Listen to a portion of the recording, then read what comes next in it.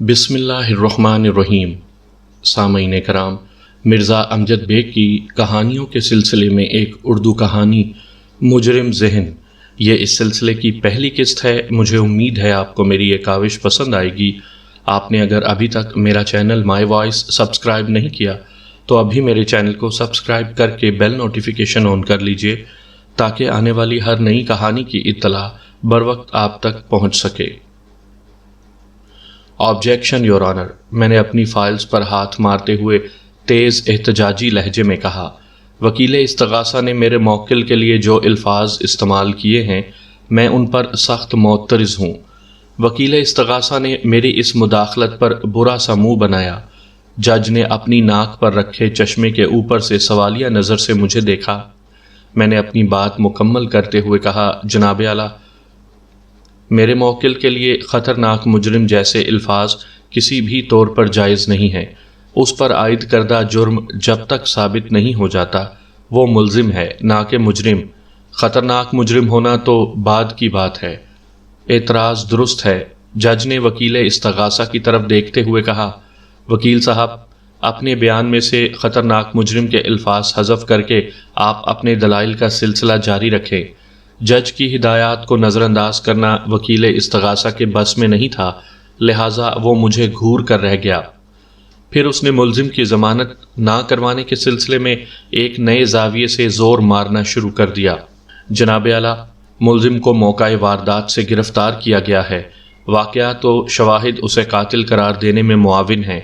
उसकी ज़मानत मंजूर करना इंसाफ के असूलों के मुनाफी होगा। मैं मोअज़्ज़िज़ अदालत से इस्तदा करता हूँ मुल्ज़िम की दरख्वास्त ज़मानत को रद्द करते हुए केस की समाअत को आगे बढ़ाया जाए। मैंने एक एक लफ्ज़ पर ज़ोर देते हुए कहा, जनाब आला, इस केस को अदालत में लगभग 4 माह का अरसा बीत चुका है और अभी तक कोई काबिल ज़िक्र कार्रवाई नहीं हुई। आज से मैंने ये केस अपने हाथ में लिया है। मुझसे कबल जो वकील सफ़ाई इस केस को लड़ने की नाकाम कोशिश कर रहे थे उनकी छुट्टी कर दी गई है। मुझे बताया गया है कि मज़कूरा वकील एक भारी रकम वसूल करके मुखालिफ पार्टी से जा मिला था, इसलिए गुज़िश्ता 4 माह में सिवाय तारीख़ें लेने के और कोई अदालती कार्रवाई अमल में नहीं आई। लिहाजा मैं बात अधूरी छोड़कर एक लम्हे को सांस लेने के लिए रुका। फिर सिलसिला कलाम जारी रखते हुए कहा, जनाब आला, मेरा मौक्किल एक गरीब आदमी है। गुज़िश्ता 4 माह से वो रिज़्क़ रोज़गार में नहीं रहा। उसकी नेक नामी को जो भद्दा लगा है वो अलग है। मैं मुअज़्ज़िज़ अदालत से गुजारिश करता हूँ मेरे मौक्किल की ज़मानत मंजूर की जाए। वक्त आने पर मैं साबित कर दूँगा कि ये बेचारा बेगुनाह है। इसे एक गहरी साजिश के तहत कत्ल के केस में उलझाने की कोशिश की गई है। कत्ल के मुल्ज़िम की ज़मानत आसानी से नहीं होती, बल्कि ये एक नामुमकिन सी बात समझी जाती है। मैंने आज ही इस केस में हाथ डाला था, लिहाजा केस फाइल मुताला करने का भी मौका नहीं मिल सका था। जज थोड़ी देर तक अपने सामने मेज़ पर फैले हुए कागजात का जायज़ा लेता रहा। उसने इस्तगासा की रिपोर्ट के सफ़ात भी उलट पलट कर देखे, फिर खनकार कर गला साफ करते हुए मुझसे मुखातिब हुआ, बेग साहब, गुज़िश्ता 4 माह से अगर कोई काबिल ज़िक्र अदालती कार्रवाई नहीं हुई तो इसमें इस्तगासा से ज़्यादा डिफेंस कसूरवार है। 3 मरतबा इस केस की तारीख़ आगे बढ़ाई गई है और हर बार डिफेंस की तरफ से कोई ताख़ीरी सबब सामने आया है। मैंने असबात में सर हिलाते हुए कहा, जनाब आला, मैं इस ज़ाविये पर रोशनी डाल चुका हूँ। जब रहनुमा राहज़न बन जाएं और अपने अग़यार से दोस्ती गांठ लें तो नताइज कुछ इसी किस्म के बरामद होते हैं। वकील सफ़ाई का जिक्र मैं थोड़ी देर पहले कर चुका हूँ। जज ने तफ़हीमी अंदाज में गर्दन हिलाई और 2 टोक लहजे में कहा, वकील साहब, आपके मौक्किल के ख़िलाफ़ जो इस्तगासा दायर किया गया है उसमें खासी जान है। मैं उसके पॉइंट्स को नज़रअंदाज नहीं कर सकता। ये अदालत मुल्ज़िम की ज़मानत मंजूर नहीं कर सकती। अलबत्ता जज ने जुमला अधूरा छोड़कर बारी बारी मुझे और वकील इस्तगासा को देखा, फिर मेरी तरफ रुए सुख्न करते हुए बोला, मैं इस केस की फ़ास्ट प्रोसीडिंग के लिए थोड़े थोड़े वक्फे से तारीख़ें दूँगा। आप भी केस फाइल का अच्छी तरह मुताला कर लें और इस केस को आगे बढ़ाने में मुअज़्ज़िज़ अदालत से भरपूर ताउन करें। जज का फ़ैसला मेरे लिए नाकाबिले कबूल नहीं था। मैं अपने मौक्किल की ज़मानत की ज़्यादा तवक्को कर भी नहीं रहा था। अगर ये केस चंद रोज़ कबल मेरे हाथ लग जाता तो सूरत हालात मुख्तलिफ होती। میں اپنے موکل کی ضمانت کے لیے کوئی راہ نکال ہی لیتا۔ یہ بات میں نے اپنے کلائنٹ پر واضح کر دی تھی۔ بہرحال وہ بوڑھی عورت اس میں خوش تھی کہ میں اس کے بیٹے کا کیس لینے کے لیے تیار ہو گیا تھا۔ مذکورہ کیس آج صبح 8:30 بجے میرے سپرد کر دیا گیا اور 10 بجے عدالتی کارروائی کا آغاز ہو گیا تھا۔ دونوں وکلاء کی رضامندی ملتے ہی جج نے 1 ہفتے بعد کی تاریخ دے کر عدالت برخاست کرنے کا اعلان کر دیا۔ "The court is adjourned." آگے بڑھنے سے پہلے میں اس کیس کا پس منظر آپ پر واضح کرتا چلوں تاکہ عدالتی کارروائی کے دوران میں آپ کا ذہن کسی الجھن کا شکار نہ ہو۔ اس میں سے بیشتر باتیں مجھے کیس فائل کے مطالعے سے معلوم ہوئیں اور دیگر بہت سی باتیں اور اہم نکات میں نے اپنی محنت اور تگ و دو سے حاصل کیے ہیں۔ میرے موکل کی کہانی دلچسپ ہونے کے ساتھ ہی عبرت ناک بھی ہے اور بہت سے لوگوں کے لیے اس میں مفید سبق بھی پوشیدہ ہے اگر انسان غور و فکر کرے تو، ورنہ میرا موکل خلیل ایک عمر رسیدہ بیوہ کا اکلوتا بیٹا تھا۔ وہ اس معاشرے کے متوسط طبقے سے تعلق رکھتا تھا۔ ان کی گزر بسر ٹھیک ٹھاک ہو رہی تھی کہ بیٹھے بٹھائے ایک مصیبت نے ان کا دروازہ دیکھ لیا۔ اس میں خلیل کی بدقسمتی سے زیادہ اس کی حماقت کا ہاتھ تھا۔ وہ ایک انجانی مصیبت کو دعوت دے بیٹھا تھا اور اس مصیبت کا نام تھا قاضی قیوم۔ قاضی قیوم ایک بے پناہ شاطر اور موقع شناس شخص کا نام تھا۔ ممتاز منزل کے قریب ایک عمارت میں اس نے اپنا دفتر بنا رکھا تھا۔ در حقیقت وہ ایک فلیٹ تھا جسے دفتر کی شکل دے دی گئی تھی۔ حسن اسکوائر سے نیپا چورنگی تک روڈ کی ایک جانب واقع بیشتر عمارتوں میں مختلف نوعیت کے دفاتر کھلے ہوئے ہیں۔ ایک لحاظ سے یہ علاقہ کمرشل بھی ہے اور رہائشی بھی۔ اس قسم کے تضادی علاقوں میں جرم بآسانی پنپ جاتا ہے۔ قاضی قیوم نے قاضی ٹریڈنگ کمپنی کے نام سے ایک چھوٹی سی فرم قائم کر رکھی تھی۔ اس فرم کے تحت سر انجام پانے والے کاموں کا کوئی ٹھکانہ نہیں تھا۔ وہ بیک وقت امپورٹر بھی تھا اور ایکسپورٹر بھی، مینوفیکچرر بھی تھا اور سپلائر بھی۔ کسی وقت وہ ریکروٹنگ ایجنٹ بن جاتا، الغرض اپنے پاس آنے والے کسی بھی شخص کو وہ مایوس ہو کر واپس جانے کا موقع نہ دیتا۔ در حقیقت وہ کچھ بھی نہیں تھا، محض ایک فراڈ تھا اور بلا کا چرب زبان اداکار۔ وہ اپنی پرفارمنس سے چٹکی بجاتے میں سامنے والے کو متاثر کر لیتا، گویا اپنے جال میں پھانس لیتا۔ قاضی قیوم نے دیگر دھندوں کے ساتھ ہی آف دا ریکارڈ انویسٹمنٹ کا کام بھی شروع کر رکھا تھا اور بھاری شرح منافع کا خواب دکھا کر وہ لوگوں سے بڑی بڑی رقوم اینٹ لیتا تھا۔ وہ بہت سوچ سمجھ کر اور دیکھ بھال کر شکار کرتا۔ اس کا نشانہ بننے والوں میں زیادہ تر عمر رسیدہ افراد کی تعداد ہوتی، جن میں بیوائیں، ریٹائرڈ افراد اور ایسے لوگ جنہیں کاروبار کا کوئی تجربہ نہ ہو۔ ایسے لوگ اپنی جمع پونجی کو کسی بینک میں رکھوانے یا سیونگ سرٹیفکیٹ میں لگانے کو ترجیح دیتے ہیں تاکہ کسی قسم کی دردسری مول لیے بغیر انہیں ایک معقول رقم بطور منافع ہر ماہ ملتی رہے۔ قاضی انسانی نفسیات کا بھی ماہر ہے۔ ہر انسان کی یہ کوشش ہوتی ہے کہ وہ زیادہ سے زیادہ فائدہ حاصل کرے۔ اس وقت نیشنل سیونگ سینٹر اور دیگر بینک 1 سے 1.5% تک ماہانہ منافع دیتے تھے، یعنی 1 لاکھ کی رقم پر 1000 سے 1500 روپے تک۔ میں نے یہ اندازہ بتایا ہے، اس میں تھوڑی کمی بیشی ہو سکتی ہے۔ قاضی اپنے یہاں انویسٹمنٹ پر جو شرح منافع دے رہا تھا، اس میں اور بینک میں واقعتاً زمین آسمان کا فرق تھا۔ وہ 10% تک منافع دے رہا تھا، یعنی 1 لاکھ روپے پر ماہانہ منافع 10,000 روپے۔ دولت میں بڑی کشش ہوتی ہے اور گھر آتی دولت کسی کو بری نہیں لگتی، لہٰذا وہ لوگ جن کے پاس کچھ رقم موجود تھی اور وہ بزنس کی صلاحیت نہیں رکھتے تھے، وہ زیادہ منافع کے لالچ میں قاضی قیوم کے چنگل میں جا پھنسے۔ وہ 1-2 ماہ تک انہیں باقاعدگی سے منافع دیتا رہا، پھر ٹائیں ٹائیں فش۔ جیسا کہ میں نے اوپر ذکر کیا ہے، میرے موکل خلیل کی والدہ ایک بیوہ تھی۔ شوہر کی وفات پر محکمے کی طرف سے اسے اچھی خاصی رقم ملی تھی۔ نفیسہ بیگم کا شوہر عقیل احمد کسی سرکاری محکمے میں ایک اچھی پوسٹ پر تھا۔ اس نے اپنی زندگی میں پاپوش نگر میں 80 گز کا ایک مکان بنوا لیا تھا۔ اس کا انتقال ریٹائرمنٹ سے چند روز پہلے ہوا، لہٰذا اس کی پینشن میں کوئی اڑچن نہ آئی۔ ایک مروجہ عمل سے گزرنے کے بعد انیسہ بیگم کو مبلغ 1800 روپے ماہانہ پینشن ملنے لگی۔ اس موقع پر انیسہ بیگم نے عقل مندی کا ایک فیصلہ کیا۔ عقیل احمد نے اپنی زندگی میں جو مکان بنوایا تھا اس پر ہاؤس بلڈنگ کا کچھ قرضہ واجب الادا تھا۔ انیسہ نے یکمشت وہ رقم ادا کر کے مکان پر کامل قبضہ حاصل کر لیا۔ اس کے علاوہ قریبی لوگوں کے چھوٹے موٹے قرضے تھے، سب کو دے دلا کر فارغ کرنے کے بعد اس کے پاس تقریباً 3 لاکھ روپے بچ گئے۔ اس موقع پر لوگ اسے مختلف راہیں سجھانے لگے۔ کسی نے کہا کہ پرائز بانڈ خرید لو، کسی کا مشورہ تھا کہ بینک میں رکھوا دو، کوئی سیونگ سرٹیفکیٹس کے حق میں تھا، اور کسی کا خیال تھا کہ کسی چلتے ہوئے بزنس میں رقم لگا دی جائے۔ اس رقم کے ایک امیدوار انیسہ کے بھائی اور خلیل کے ماموں جمیل اختر بھی تھے۔ جمیل اختر نے کورنگی میں ایک چھوٹی سی فیکٹری لگا رکھی تھی جہاں لیدر جیکٹس تیار کی جاتی تھیں۔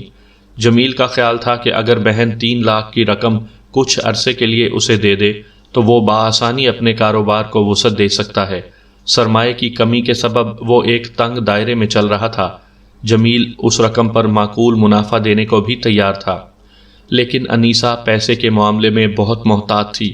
اس نے دیگر افراد کی طرح بھائی کو بھی بڑی خوبصورتی سے ٹال دیا اور 3 لاکھ کی اس رقم کو محفوظ سرمایہ کاری کے بارے میں غور و خوض کرنے لگی۔ انیسہ بیگم کو فوری طور پر کسی منافع کا لالچ یا ضرورت نہیں تھی۔ پینشن کے ذیل میں 1800 کی رقم ہر ماہ اسے مل جاتی تھی۔ اس کے علاوہ خلیل کو اچھی تنخواہ ملتی تھی۔ وہ بزنس روڈ پر واقع ایک چھوٹے سے پرنٹنگ پریس میں کام کرتا تھا اور لگ بھگ 2000 روپے ماہوار کما لیتا تھا۔ دونوں ماں بیٹے کے اچھے گزارے کے لیے 3800 روپے بہت کافی تھے۔ کراچی جیسے شہر میں اگر انسان کے پاس ذاتی رہائش ہو تو اس کے 50% اخراجات کم ہو جاتے ہیں۔ خلیل نے انٹرمیڈیٹ کے بعد عملی زندگی میں قدم رکھ دیا تھا اور پرنٹنگ لائن کے ایک خاص شعبے پلیٹ میکنگ میں اسے اچھی خاصی مہارت حاصل تھی۔ وہ اپنی مہارت اور محنت پر بھروسہ رکھتا تھا۔ اس کا خیال تھا کہ اگر اسے کچھ رقم مل جائے تو وہ کوئی دکان کرائے پر لے کر اپنا کاروبار بھی شروع کر سکتا ہے۔ رقم کے سلسلے میں جب اس نے اپنی ماں سے بات کی تو انیسہ بیگم نے کہا، خلیل تم ابھی چھوٹے اور ناتجربے کار ہو، میں اتنی بڑی رقم تمہارے ہاتھ میں نہیں دے سکتی۔ خلیل نے کہا، میں ساری رقم تھوڑی مانگ رہا ہوں، میرا کام تو صرف 50,000 ہی سے چل جائے گا، اس رقم میں بھی میں بہت اچھی دکان بنا کر دوڑنے لگوں گا۔ تم جانتے ہو خلیل، انیسہ بیگم نے یاد دہانی کے انداز میں کہا، تم نے اس موضوع پر کئی مرتبہ اپنے باپ سے بات کی تھی اور انہوں نے ہر بار انکار کر دیا۔ میں ان کے انکار کی وجہ جانتا ہوں، خلیل نے کہا۔ ایک تو ان کے ہاتھ میں یکمشت اتنی رقم نہیں تھی، دوسرے وہ مجھے نادان بچہ سمجھتے تھے، لیکن اب حالات مختلف ہیں۔ آپ کے ساتھ رقم کی عدم دستیابی والا کوئی مسئلہ نہیں اور میں کوئی بچہ بھی نہیں رہا۔ اس وقت میں پورے 25 سال کا ہوں۔ انیسہ بیگم نے ایسی نظر سے خلیل کو دیکھا جیسے کوئی ماں اپنے ننھے منھے بچے کو پیار سے دیکھتی ہے، پھر دھیرے سے بولی، میرے لیے تم اب بھی بچے ہو۔ خیر میں اس سلسلے میں سوچوں گی۔ اولاد چاہے 50 سال کی کیوں نہ ہو جائے، وہ والدین کی نگاہ میں بچہ ہی رہتی ہے۔ انیسہ بیگم کا آخری جملہ امید افزا تھا، اس لیے خلیل نے کہا، امی ملازمت اور ذاتی کاروبار کا فرق آپ بھی خوب سمجھتی ہیں۔ میں اس پرنٹنگ پریس پر 12 گھنٹے کام کرتا ہوں اور پھر کہیں جا کر 2000 روپے ملتے ہیں۔ جب میرے ہاتھ میں ایک ہنر ہے تو میں کیوں نہ قسمت آزما کر دیکھوں۔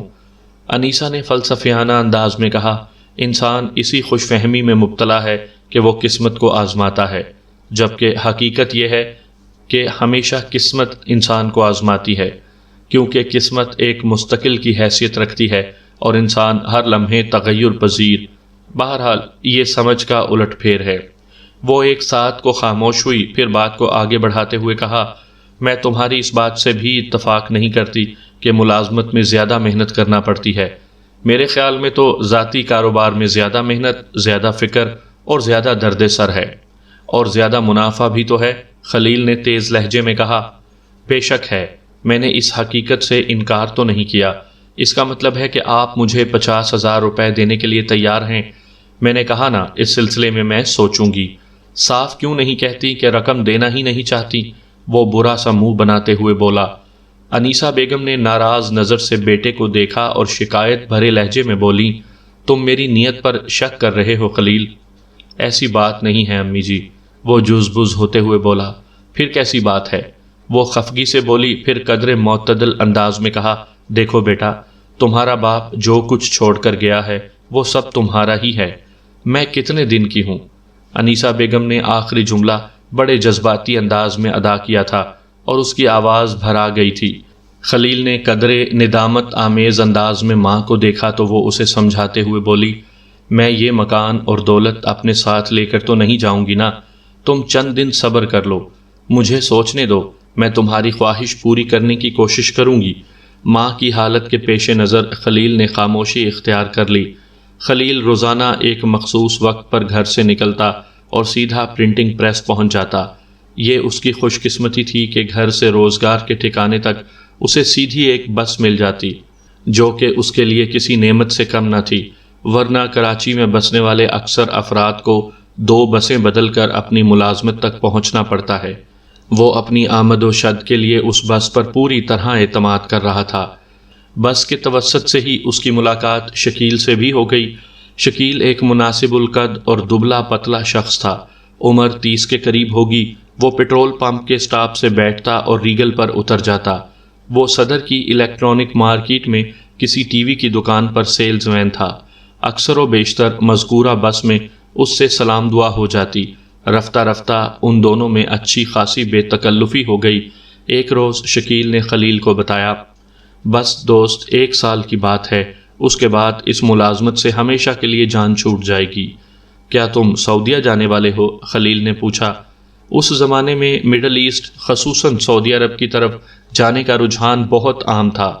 مزدور پیشہ اکثر افراد قسمت آزمائی کے لیے ادھر کا رخ کرتے، جن میں سے کچھ کامیاب بھی ہو جاتے، ورنہ ایک بڑی تعداد اپنا ہزاروں کا نقصان کروا کر واپس آ جاتی۔ متاثرین میں دونوں طرح کے افراد ہوتے تھے، اپنے کسی مسلمان پاکستانی ریکروٹنگ ایجنٹ بھائی سے دھوکہ کھائے ہوئے، یا پھر کسی مسلمان عرب شیخ کے دست ستم سے نجات پا کر واپس آئے ہوئے۔ ان حالات میں وہ لوگ واقعی خوش قسمت تھے جو وہاں پہنچ کر سیٹ ہو گئے تھے۔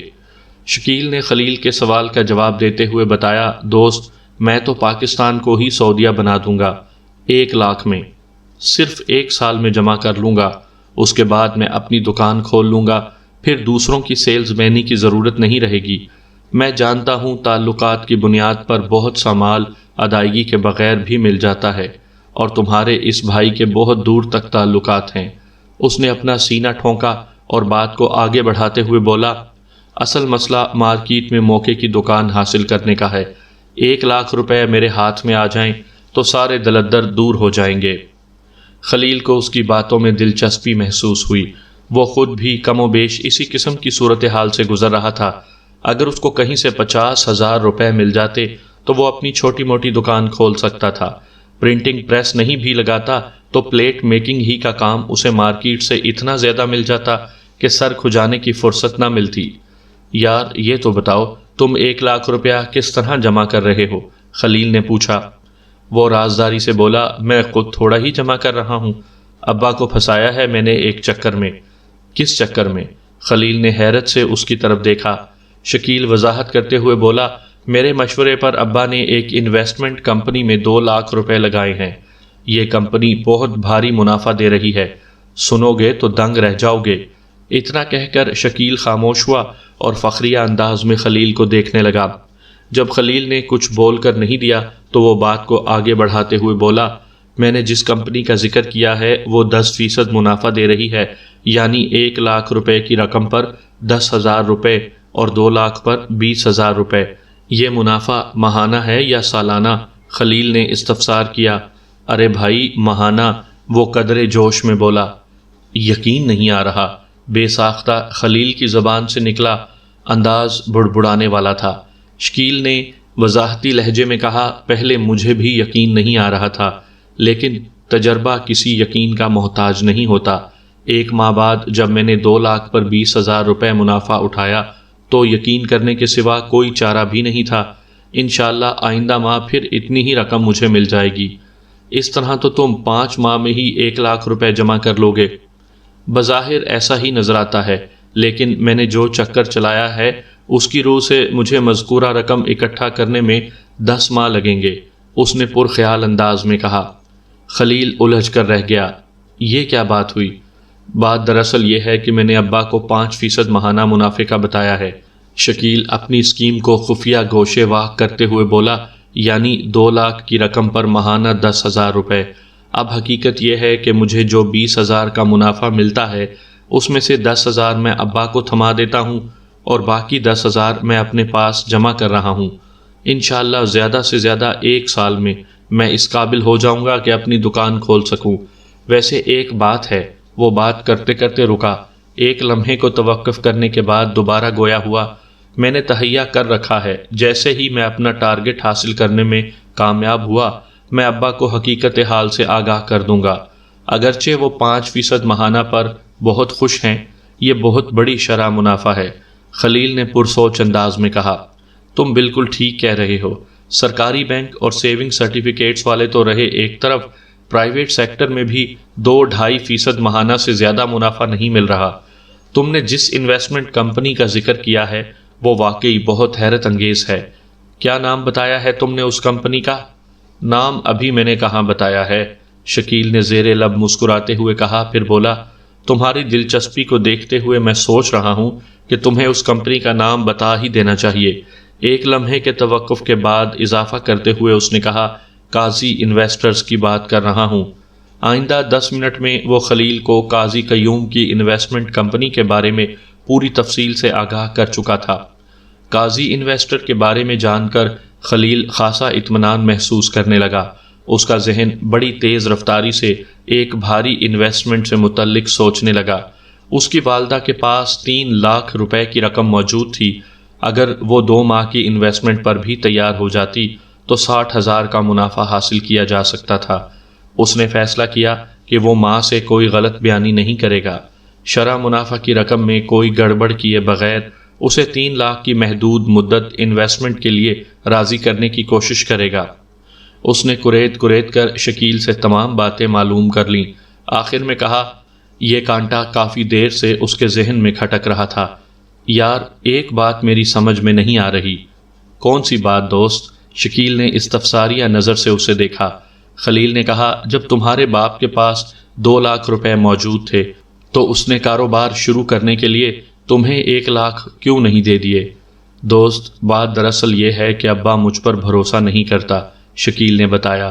گھی سیدھی انگلی سے نہیں نکل رہا تھا، اس لیے میں نے یہ چال چلی ہے۔ اس میں ہم دونوں کا فائدہ ہے، نقصان کسی کا نہیں۔ ٹھیک کہتے ہو تم، شکیل سوچ میں ڈوبے ہوئے لہجے میں بولا۔ رقم کے معاملے میں والدین اپنی اولاد پر کم ہی اعتماد کرتے ہیں۔ میری ماں بھی مجھے بچہ ہی سمجھتی ہے۔ اس کے پاس 3 لاکھ روپے ہیں، لیکن 50,000 مجھے دینے کو تیار نہیں۔ اگر میرے ہاتھ میں 50,000 کی رقم آ جائے تو میں بھی اپنا کام شروع کر سکتا ہوں۔ مجھ سے سبق سیکھو دوست، شکیل نے کہا۔ وہی کرو جو میں نے کیا ہے، تمہارا مسئلہ تو صرف 2 ماہ میں حل ہو جائے گا۔ اگر قاضی صاحب کے پاس جانے کا ارادہ ہو تو مجھے بتانا، میں خود تمہارے ساتھ چلوں گا۔ ٹھیک ہے، میں 1-2 دن بعد تمہیں بتاؤں گا، خلیل نے ایک فیصلے پر پہنچتے ہوئے کہا۔ پہلے میں اپنی ماں سے بات کر لوں۔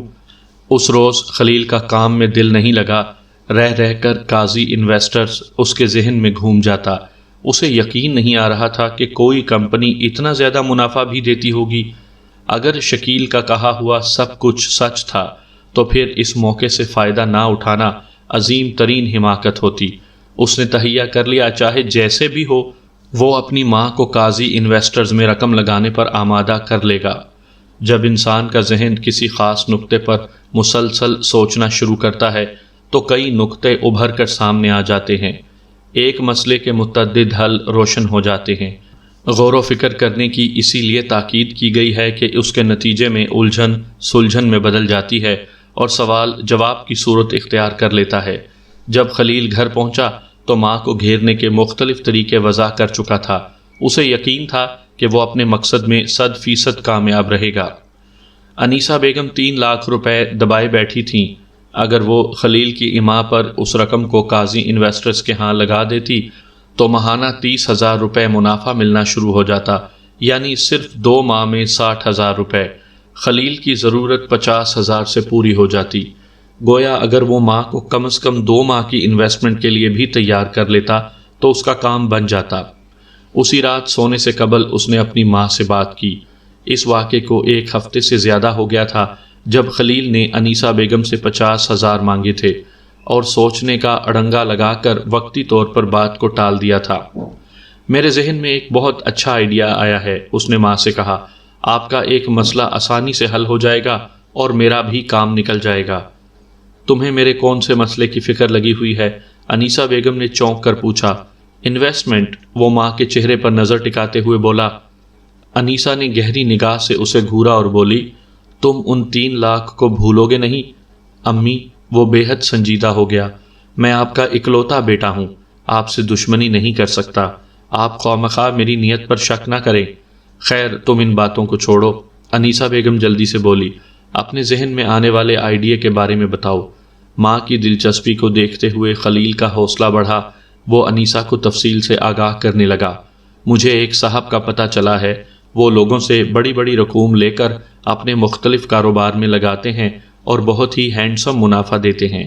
بچے، انگلش کے الفاظ بول کر تم مجھے متاثر کرنے کی کوشش نہ کرو، انیسہ بیگم نے قدرے سخت لہجے میں کہا۔ یہ بتاؤ وہ صاحب کون ہیں اور ان کا حدود اربا اور جغرافیہ کیا ہے، اور سب سے بڑی بات یہ ہے کہ وہ کس شرح سے منافع دیتے ہیں۔ خلیل نے ماں کو قاضی قیوم اور اس کی انویسٹمنٹ کمپنی قاضی انویسٹرز کے بارے میں تفصیلاً بتایا، پھر کہا، وہ 10% ماہانہ منافع دیتے ہیں۔ ناممکن، انیسہ بیگم نے کہا اور ان کی آنکھیں حیرت سے پھیل گئیں۔ پچھلے کچھ عرصے سے وہ مختلف قسم کی سرمایہ کاری کے بارے میں اچھی خاصی معلومات حاصل کر چکی تھی۔ وہ جانتی تھی کہ سیونگ سینٹر زیادہ سے زیادہ دوسرے بینک کتنا منافع دے رہے ہیں۔ اسی تناظر میں 10% ماہانہ منافع کے ذکر نے اسے جھٹکا پہنچا دیا۔ امی، میں آپ سے جھوٹ کیوں بولوں گا؟ خلیل نے ناراضگی سے کہا۔ دیکھو بیٹا، میں نے تم سے زیادہ دنیا دیکھ رکھی ہے، اور اس دنیا میں 10% منافع والی بات قصے کہانی سے زیادہ کوئی حیثیت نہیں رکھتی۔ تم جانتے ہو تمہاری بتائی ہوئی شرح منافع کے مطابق ہمیں 3 لاکھ روپے پر ماہانہ 30,000 روپے منافع ملے گا، یعنی 3 ماہ میں 90,000 اور صرف 10 ماہ میں پورے 3 لاکھ۔ گویا 10 ماہ کی مدت کے بعد ہماری رقم دوگنی ہو جائے گی۔ 3 لاکھ انویسٹمنٹ اور 3 لاکھ منافع، کل ملا کر 6 لاکھ۔ اس نے آنکھیں پھیلائیں، چند لمحات کے لیے متوقف ہوئی، پھر بات کو آگے بڑھاتے ہوئے کہا، شاید تمہیں معلوم نہیں، سیونگ سینٹرز اور دیگر بینکوں میں کہیں 5 سال کے بعد جا کر رقم دگنی ہوتی ہے۔ یہ بات مجھے معلوم ہے، خلیل نے رسانیت سے کہا۔ سرکاری اور پرائیویٹ بزنس میں بہت فرق ہوتا ہے، اس لیے دونوں کی شرح منافع میں بھی زمین آسمان کا تضاد پایا جاتا ہے۔ اور پھر وہ جملہ ادھورا چھوڑ کر خاموش ہوا، پھر اضافہ کرتے ہوئے بولا، اور پھر یہ بات میں ایک تجربے کی بنا پر کہہ رہا ہوں۔ میرے ایک دوست نے قاضی انویسٹرز میں 2 لاکھ لگائے ہیں اور ماہانہ 20,000 روپے منافع اٹھا رہا ہے۔ خلیل، میرا ذہن اتنی بڑی شرح منافع کو قبول نہیں کر رہا۔ امی، میں آپ کو یقین دلانے کے لیے صرف یہی کر سکتا ہوں کہ اپنے ساتھ قاضی قیوم کے پاس لے چلوں، خلیل نے بے چارگی سے کہا۔ انیسہ بیگم نے پرسوچ انداز میں کہا، اتنا بھاری منافع دینے والا ممکن ہے کوئی فراڈ شخص ہو، زمانہ بہت خراب ہے بیٹا۔ امی، آپ تو خواہ مخواہ وہم پر پڑ جاتی ہیں، وہ چڑھ کر بولا۔ آپ کو ہر شے میں کیڑے نظر آنے لگتے ہیں۔ پچھلے کچھ عرصے سے کتنے ہی لوگوں نے آپ کو مختلف مشورے دیے ہیں، لیکن آپ نے کسی کی نہیں مانی۔ سرکاری بینک اور سیونگ سینٹر والوں پر بھی آپ کو بھروسہ نہیں، حتیٰ کہ اپنے سگے بھائی پر بھی بھروسہ نہیں۔ اگر رقم گھر میں رکھی رکھی چوری ہو گئی تو آپ کیا کر لیں گی؟ انیسہ نے بیٹے کی بات سنی تو اس کے چہرے پر تفکر ابھر آیا۔ چوری والی بات میں اچھا خاصا وزن تھا۔ ابھی چند روز پہلے ان کے گھر کے قریب چاندنی چوک میں ایک ڈکیتی ہوئی تھی۔ ڈاکو نقدی اور زیورات کے علاوہ گھر کا سارا قیمتی سامان بھی اٹھا کر لے گئے تھے۔ بہت سے لوگوں کو یہ بات معلوم تھی کہ انیسہ بیگم کے گھر میں ایک تگڑی رقم موجود ہے۔ اس خیال نے انیسہ کو تشویش میں مبتلا کر دیا، تاہم اس نے بیٹے کے سامنے خود کو کمزور ظاہر کرنا گوارا نہ کیا اور خاصے ترش انداز میں بولی، تمہیں اپنے ماموں کی حمایت لینے کی ضرورت نہیں، میں اپنے بھائی کو تم سے زیادہ جانتی ہوں۔ جمیل اختر کے پاس ایک مرتبہ رقم پھنس گئی تو نکالنا مشکل ہو جائے گی۔ وہ اس رقم کو کاروبار میں تو بعد میں لگائے گا، اس کی بیوی پہلے ہی آدھی رقم شاپنگ میں اڑا دے گی۔ بہت ہی فضول خرچ عورت ہے وہ۔ خلیل نے پینترا بدلا اور ایک نئے زاویے سے ماں کو قابو کرنے کی کوشش کرنے لگا۔ اس نے تجویز دینے والے انداز میں کہا، آپ اتنا تو کر سکتی ہیں، 2 ماہ کے لیے یہ رقم مجھے ادھار دے دیں، میں 60,000 کا منافع حاصل کرنے کے بعد اصل رقم آپ کو واپس کر دوں گا، بلکہ 10,000 زیادہ ہی دوں گا۔ میرا کام تو 50,000 میں حل ہو جائے گا، میری اتنی ہی ضرورت ہے۔ فائدے کی بات سب کو اچھی لگتی ہے۔ انیسہ بیگم بھی گہری سنجیدگی سے سوچنے لگی، تاہم بیٹے سے اس نے کہا، اس موضوع پر تو میں بعد میں بات کروں گی،